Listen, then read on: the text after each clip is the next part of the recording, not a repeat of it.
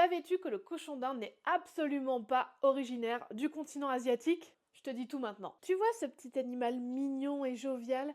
Eh bien, il a une histoire bien plus ancienne et bien plus spirituelle que tu ne l'imagines. Le cochon d'Inde, que l'on appelle aussi cobaye, n'a jamais mis une patte en Inde. Il vient en fait des Andes en Amérique du Sud. Et là, vous vous dites, mais pourquoi on l'appelle cochon d'Inde alors? Pour le terme de cochon, c'est en fait dû à son cri qui ressemble au cochon selon les personnes qui l'ont découvert à l'époque. Et pourquoi d'Inde? C'est assez simple.